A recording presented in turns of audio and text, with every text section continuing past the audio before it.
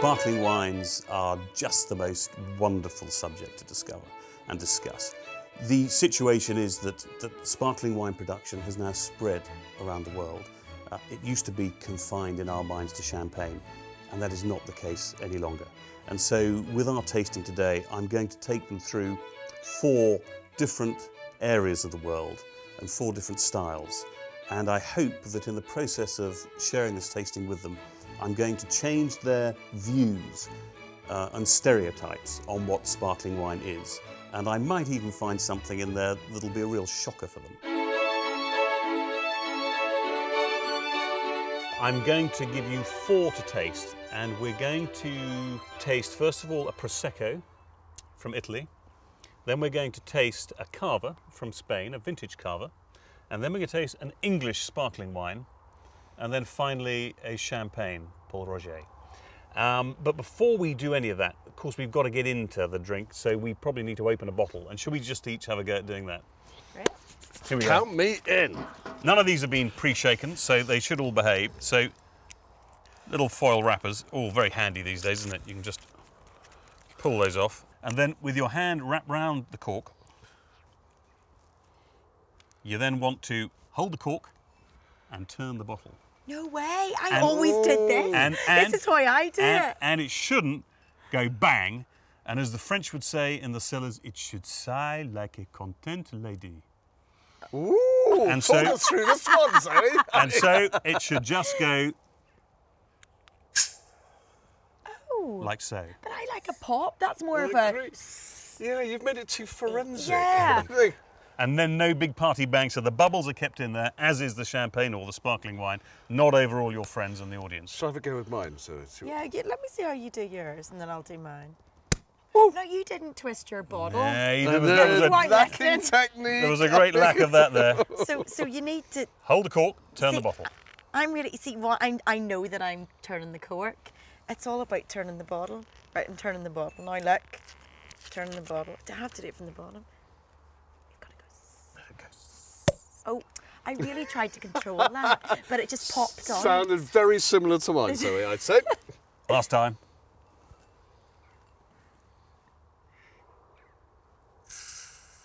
You've got to have quite good strength for that, because I really did try to control that and it just came on out.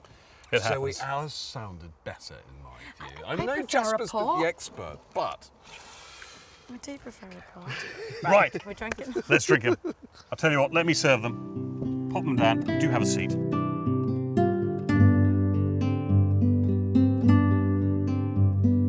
And so the first one we're going to taste, on the right-hand side, is made by fermenting and creating a second fermentation in a big tank and putting a lid on top, and then taking the juice away and putting it in the bottle.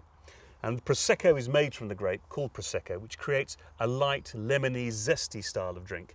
And so this is perhaps not best suited for drinking with food, but is something you might drink on an early summer's evening, or just before you go to a party or at a party, but not with food. And also is very famous for being mixed with peach juice to create Bellinis. Oh, Bellinis, yes. But anyway, so to taste, first of all, we need, of course, to look at the colour. So a nice little tilt against the tablecloth is lovely.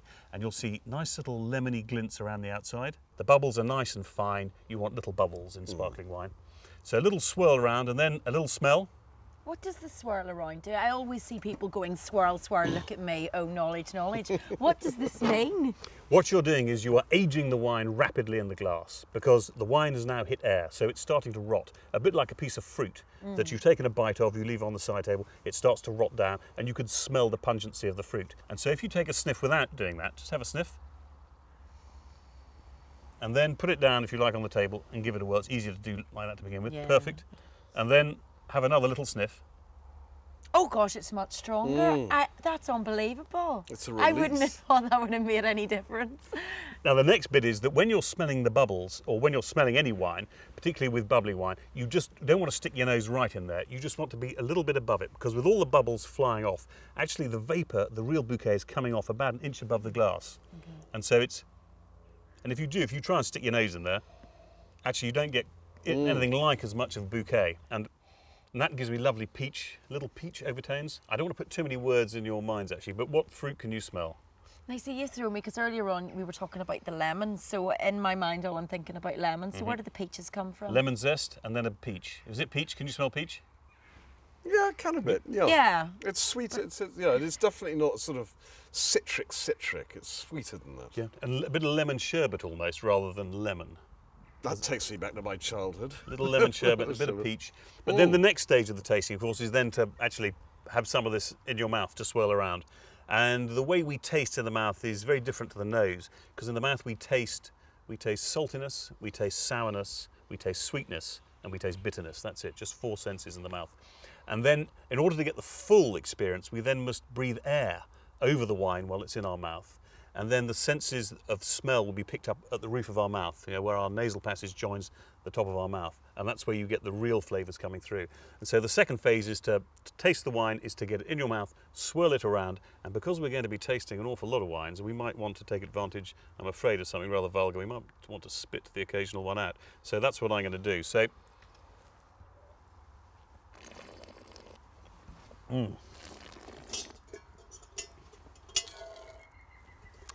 So, yeah, how many drinks parties have you been to when you've done that? I've never spat before, so what's the secret? a little bit of breathing over the top, and then try and remember to spit 2/3 of what you've got in your mouth. Oh, so you do save a little to Just swallow? to Right. begin with, because if you try and spit all of it out, you'll find that you'll get little sort of unpleasant dribbliness going on. But just imagine 2/3 is going to be spat. But in the process, don't forget to enjoy breathing the air over the top, and I promise you the flavours will be very different. Have a go. I'm a bit nervous about I this am spitting. too. I don't want it to go over myself. Allow me, I'm holding the bucket. Oh, here he is. He's the man of the moment.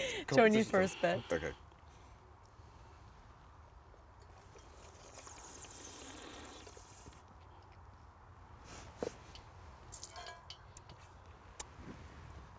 Well, I think we'll call that a day on spitting, shall we? I Very really well had done. to concentrate there. I to did get that too. right. And then you can't remember what. I know what you're tasting. I know. I'm tasting it now. Well, go back and have a go without spitting. But that's if you were going through a lot of wines, you even just by sipping a small mouthful, you would be drinking, several glasses of wine before you knew it. So let's now try it with that.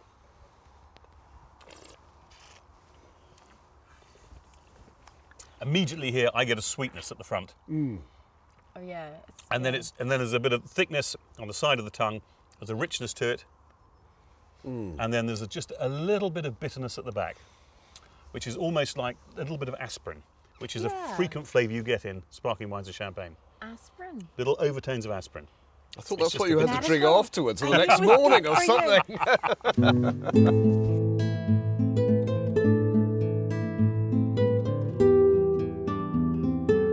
We're now going to move on and taste this next one, the Carver. This one is a vintage version, and so we've got 2008 is the vintage here. Doesn't sound too vintage to me. 2008 sounds pretty recent. What I does know this it does, mean? doesn't it? I don't get that. Vintage means it's made from 1 year. So the Prosecco we've drunk, which is non-vintage, will be a base wine of 1 year, and then to that they will add from other vintages to create a style that is common to their brand. So every year when you drink this Prosecco, it will give you the same style of wine. Right. Whereas if you go to Age-free. wine to still wines, you will find that a vintage in Bordeaux will be different from another one, and it becomes terribly important picking the right year. Sparkling wines and champagne produce a vintage wine or a vintage sparkler in very good years, exceptional years, and then it's just made from that one vintage. So this Carver from northeast Spain, which is the main region, has been produced just 2008, and the grape variety here has changed again. It's not that Prosecco grape variety. Here we're drinking a different style. There's an element of champagne that's crept into it, but it's got, well, you give it a taste and see what you think. It's got a different style. So give it a whirl around. Gosh, it's much creamier on the sort of. That mousse is much on the thicker, top, isn't it? yeah. And do you know why that is? Is it made in a different way? Correct. So it's not the Charmat. Correct. Not Charmat. Well done. Charma. This is now, and on the label it'll tell you, it'll say on there, method traditionnelle, what we used to call method champenoise, the champagne method. And in this one, the wine is fermented in a big barrel once, and then when it comes round to just being put into bottle, it's given a little injection of sugar and yeast, and then it's put in the bottle, and a little beer cap is put over the top. And it's then taken down and rested in the cellars, in the cave, hence the word cava. And it's put in there and left for another 3 or 4 months, where a very slow second fermentation takes place. And because the temperature is around about 5 or 6 degrees down there, just warm enough for yeast to be operating, a second fermentation takes place, of which there are 2 byproducts. One is sediment, and the other is carbon dioxide. Fizz. And that's the bubbles. And therefore, it's a more expensive process. It creates tighter bubbles, and it creates a richness and a creaminess. It is a lot richer. It feels more surrounded, really. And the grape varieties here are Macabo, local grape, a little bit of Chardonnay, and then a grape Pinot Noir. We're now going to go to the beautiful rarefied vineyards of West Sussex in England. Fantastic. And we're now going to try Nye Timber Classic Cuvée 2005. And what is really interesting here is that Nye Timber's vineyards are on the same chalk strata that runs from Champagne all the way down through our sort of southern end of the England. South Downs. South Downs and beyond. And on this lovely land, with the right facing vineyards, Nye Timber have planted 3 grape varieties. They planted Chardonnay, which you'll know from white wine drinking, and they've planted 2 red grape varieties, Pinot Noir and Pinot Meunier. And these are the 3 grape varieties from which champagne is made. But what perhaps is not always clearly understood is that when you take a red grape, or as we should perhaps properly call them, a black grape, and you crush it, the juice that comes out is white. Oh, yep. It is only by mixing the skin with the juice that you create the colour. And so when making champagne, what they found was that you get, from the Chardonnay grape, you get the lovely softness and richness of Chardonnay. And then if you marry that up with the Pinot Noir and the Pinot Meunier, the rather more aggressive, tannic red grape, you get more structure. And so you create a very unusual combination. And so champagne is, for most parts, a blend of red grapes and white grapes. And so Nye Timber have decided to have a go at creating the same sort of effect. And now I'd like you to try this one, please, and see what you think. Gosh, the colour looks a lot darker anyway. Richer colour, yeah. 2005, it's older than that cava, and that's got a lovely sort of golden hue to it, hasn't it? The Chardonnay really shining through there. It's really pretty. Lovely bubbles. Yeah. It's a lot more subtle. The bouquet is a lot more subtle. Very subtle, isn't it? Yeah, it's soft, isn't it? Yeah. Do you get any smells? For me, I get this wonderful tingling acidity. It's almost like a lemon freshness acidity on the nose. And then behind it, you get a sort of second wave, and there's a sort of a rich, dense fruit. It's like a matured compote. Is it what they would call more densely packed? More densely packed, lovely phrase. Lovely phrase. Gosh, it's almost, this is going to sound probably like a really odd thing to say about champagne or sparkling wines, but it almost has sort of like a deep beer-esque taste to it. I don't know what sense that makes. Perfect. You've got the yeastiness in there. And you find it goes on and on. The other 2 were very nice, but the flavour disappeared, didn't it? But if you're still tasting it like I am, it goes on and on, and it has an apple freshness at the back almost. It has this little appliness, but what you're getting is that rather lovely yeasty richness, and they call that biscuit or brioche.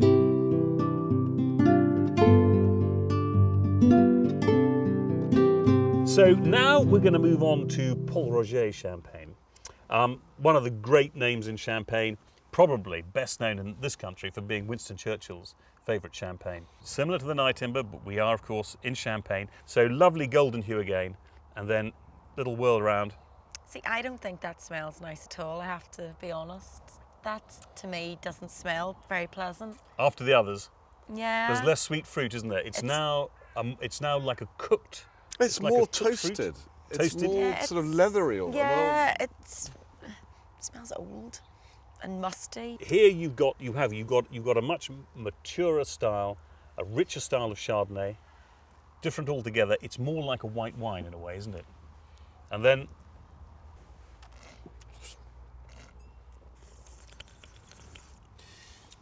Lovely technique.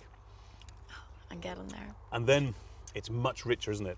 It's got Yeah, a very it's really full. we call quite a fat flavour to it. It fills the mouth up. Yeah, it does. It almost explodes in the mouth. You can really, really feel it. And this has sort of got honeyed flavours to it. It has got a lovely ripe flavour. The difficulty we've got now is we've gone from lovely light, fragrant Prosecco on a lovely afternoon, and we're now moving through to champagnes that perhaps we would like to be eating something with. And if you had a little canapé with that, which would then set off against the acidity, you would be away. And in fact, Paul Roger, I rather enjoy as pairing with certain dishes, and I would perhaps have this with a starter, a sort of fish mousse style starter. I'd like to have that with. So what was your favourite, Zoe? I think I know. The Prosecco. And it pains me to say that because I know that it's quite cheap. No, it's the joy about tasting wine. It's a very personal thing, isn't it? Low maintenance. We like that. You see, I've always thought I was low maintenance at heart. I don't need these fancy, expensive champagnes. James, how about you? I have to say, it's got to be the Night Timber because, you know, Paul Roger, yeah, it's up there, it's amongst the big names. But Night Timber, what a great, it's English, and I think that's fantastic. Here's to Night Timber. Here's another. Hang on, which glass is it? Oh, yes, it's that one. Cheers. Oh, Cheers. I was really, really impressed with the Night Timber, the English champagne, because it hasn't enjoyed a great reputation in years past, but that for me was absolutely world class. I'm going to be drinking it from now on. Yeah, it's quite a complicated little process, smelling, tasting, spitting. It's all going on. It's very busy, it's very complicated, sometimes more complicated than the actual taste in the end.